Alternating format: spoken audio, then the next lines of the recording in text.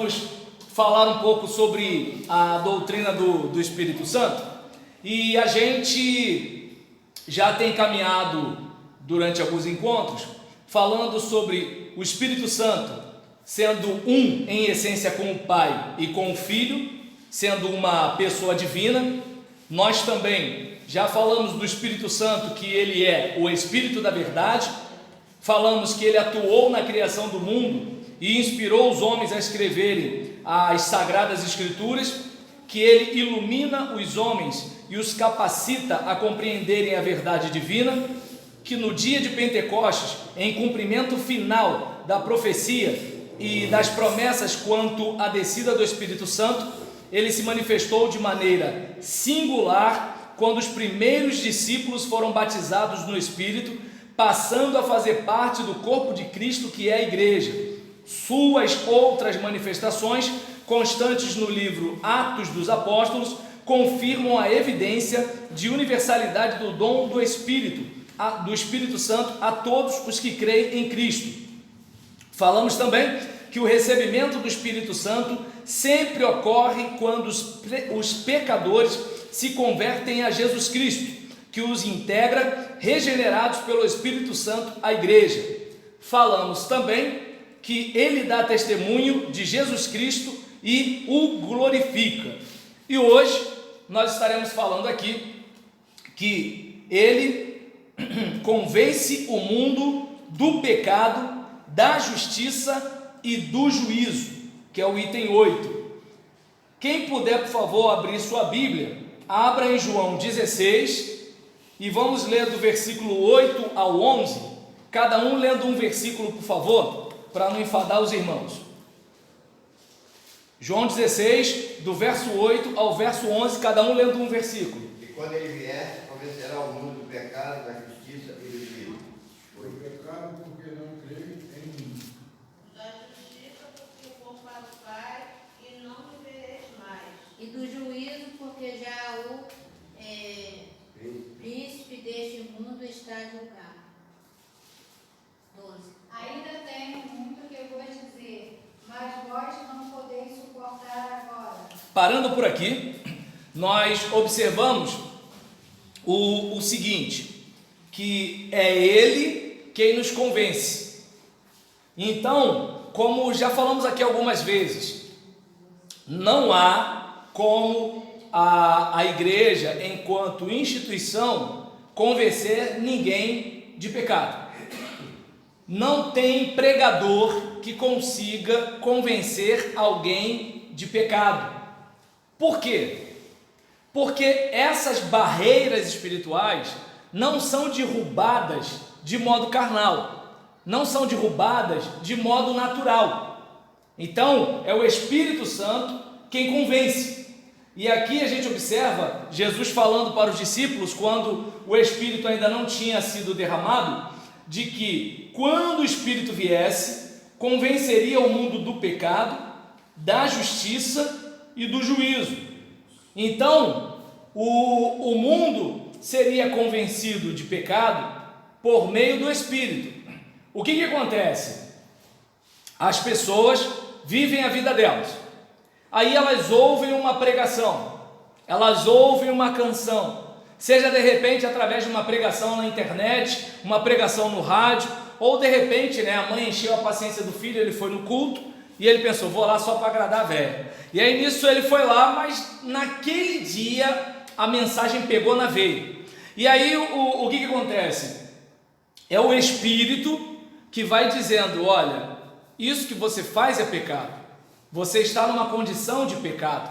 Se você continuar assim, você vai para o inferno. É claro que não é muito fácil hoje em dia para isso acontecer, pelo fato de nós mesmos não pregarmos mais isso, certo? Porque nós vivemos uma época que até os crentes não gostam mais de ouvir algumas verdades. Imagine o cara que não é crente.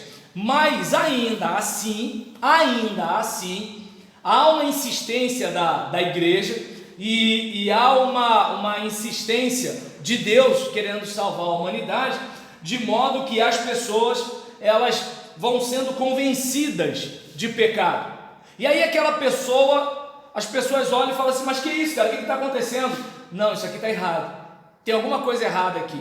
Por quê? Porque o Espírito Santo vai de alguma forma falando para ela, e ela às vezes não tem muita fundamentação bíblica, ela não conhece texto bíblico, de repente ela ouviu a mãe falando, ela ouviu o pastor falando, ela viu um programa na televisão, ela ouviu um louvor no rádio, e aquilo ali de alguma forma começou a martelar no coração dela, e aquilo foi fazendo ela mesma procurar de modo investigativo texto bíblico, procurando um crente, alguma coisa do tipo, para se informar a respeito. E da mesma forma, em relação à questão da justiça de Deus e quanto ao julgamento final, certo?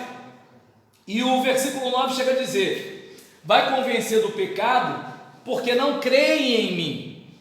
Então, por que o Espírito Santo vai fazer isso? Porque não é natural em nós confiarmos em Deus. Não é natural para o nosso coração crer no Evangelho.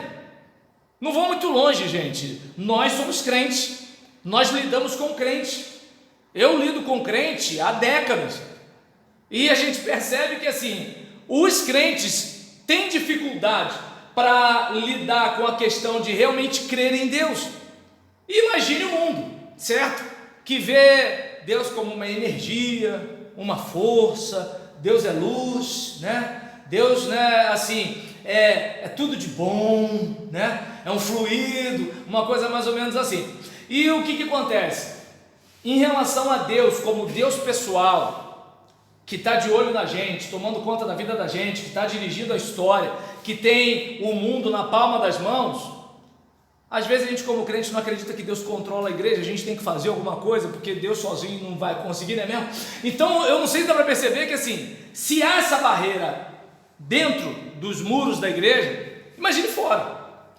Por isso que só o Espírito Santo pode fazer isso, porque se para nós, nascidos de novo, convertidos, membros de igreja, há anos na igreja, muitas vezes paira uma dúvida: será que se eu não der um jeito aqui, será que Deus resolve isso sozinho? Entende? Muitas vezes a gente balança meio que assim, eu tenho que fazer alguma coisa, porque Deus sozinho, acho que não vai conseguir não, Flávio. Entende? Então eu tenho que dar uma ajuda. E aí nesse caso, se é difícil para mim, com toda uma caminhada de vida de crente, imagine para alguém que está totalmente fora. Então é necessário, é absolutamente necessário, é indispensável a ação do Espírito Santo. Sem ele, sem chance. Sem ele, sem chance. Eu não estou dizendo que a gente não vai continuar vivendo nossa vida religiosa. Eu não estou dizendo que eu vou deixar de ler a Bíblia. Eu não estou dizendo que eu vou deixar de orar. Eu estou falando de fluir nas águas do Espírito. É disso que eu estou falando. Eu estou falando de respirar a presença dele. Eu estou falando de ter uma comunhão com vocês nutrida por ele e por nenhum outro motivo e nenhum outro interesse. Deu para perceber que já não é mais fácil isso, entende? Ter comunhão com você porque eu sou educado, você é educado, né? Aí nisso, Marinese me chama para almoçar na casa dela, eu chamo ela para almoçar na minha casa. Ter comunhão assim, embora tenha um pessoal que é carne de pescoço, nem assim a gente consegue. Mas agora, por exemplo, para seres humanos normais, dá para a gente ter uma comunhão com esse esforço. A gente consegue isso no trabalho, consegue na escola, consegue com a vizinhança. Mas agora, comunhão do tipo, olha, nós fomos resgatados pelo mesmo sangue derramado na cruz do Calvário. Independentemente de quem você é, como você é, do jeito que você é, eu sou um com você em Cristo Jesus. Fulano é meu irmão. Entende? Esse tipo de coisa não é fácil. Não é fácil. Eu crer em Deus de modo que é o seguinte: Roberlan, deixa de ser inocente. Não é que eu seja inocente. Eu simplesmente creio que Deus está agindo. Você vai ver, vai dar ruim. Pega esse caminho aqui, eu estou te falando. O mundo é dos espertos, mas o céu é dos salvos. Então nesse caso, a gente observa aqui que o mundo, né, nesse caso, né, não crê nele. Da justiça, porque vou para o meu Pai e não me vereis mais. Então, o que vai acontecer? Através da nossa fé, Diz a Bíblia em 2 Coríntios capítulo 5, versículo 21, que aquele que não conheceu o pecado, se fez pecado por nós, para que fôssemos feitos nele justiça de Deus. Em Romanos capítulo 10, versículo 9 e 10, diz que se você confessar com a sua boca que Jesus é o Senhor e crer em seu coração que Ele ressuscitou dentre os mortos, você será salvo, porque com o coração se crê para a justiça, ou seja, você crê nele para ser justificado, e com a boca você confessa para a salvação. E aí nesse caso aqui, nós nos tornamos de alguma forma um testemunho da justiça de Deus, e as pessoas de alguma forma vão ser convencidas da justiça, não porque Jesus esteja andando aqui fisicamente, mas porque pela ação do Espírito Ele esteja andando aqui através dos seus. Eu vou dizer que são todos os evangélicos? Claro que não, mas daqueles que realmente pertencem a Deus, e as pessoas elas vão olhar isso, tanto que existem pessoas que creem em Deus por causa do testemunho de um crente. A gente observa aqui, e do juízo, porque já o príncipe deste mundo está julgado. Então, por que o diabo ele quer de todas as formas mostrar para a gente que ele não existe? Ele quer mostrar para os crentes, né, que ele está pisado, derrotado, amarrado, aquele negócio todinho, e enquanto a gente fica dizendo isso, a gente continua, né, uma puxada de tapete aqui, uma mentira lá, um negócio ali, não sei o que lá. Tu tá amarrado, mas eu tô aqui, entendendo, com inveja, né, do Carlos e pá, aquele negócio todinho. Então, ou seja, ele quer passar para a gente uma ideia de que ele não oferece perigo nenhum, ou de repente ele quer passar uma ideia de que ele sim é poderoso, ele é o cara da situação, e Jesus ou está num pé de igualdade ou não tem muita condição de entrar no ringue com ele. Mas o Espírito Santo mostra para a gente, olha, o final dele é esse, ele sabe disso, e ele não quer ir sozinho, ele quer levar uma turma de ralo. Entende? Então a gente observa aqui que o Espírito Santo é aquele que pode convencer a gente, pode convencer o mundo do pecado, da justiça e do juízo. É o Espírito Santo quem pode convencer as pessoas que conhecemos de que elas estão em pecado e que elas precisam se converter. É Ele quem vai mostrar, através do nosso testemunho, da nossa pregação, da nossa proclamação, o quê? Que, olha, realmente, eu não tenho como satisfazer as exigências da justiça de Deus. Então, lembra da estrada de Romanos? Eu não tenho condições de fazer isso. Por quê? Ninguém é perfeito, somos pecadores e herdamos a morte. Mas Cristo morreu por nós. E aí, nisso, a partir dessa consciência de que Ele morreu por nós, a gente recebe o presente da vida eterna, não por obras, mas recebe crendo que Jesus pagou o preço da justiça de Deus. Agora observe bem, como é que a gente vai testemunhar da justiça de Deus se a gente tem preguiça de doutrina? Entende? Por exemplo, vamos pensar num filme. As pessoas que curtem filme, quanto tempo elas se debruçam para assistir um filme?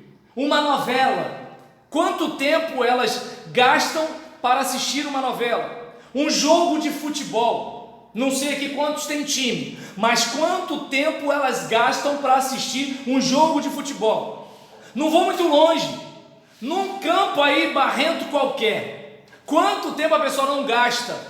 Está vindo do trabalho, em vez de ir direto para casa, para lá no campinho para ficar vendo a pelada. Ou eu não sei se dá para perceber, olha o tempo que a gente gasta num monte de coisa. Agora, quando é para a doutrina, gente, dá um sono, dá um cansaço, dá uma zonzeira, entende? Pastor, não sei o que acontece, eu fico todo tonto, entende? Está dando para entender? É simples, irmãos. Lá o capeta ajuda, aqui o capeta atrapalha.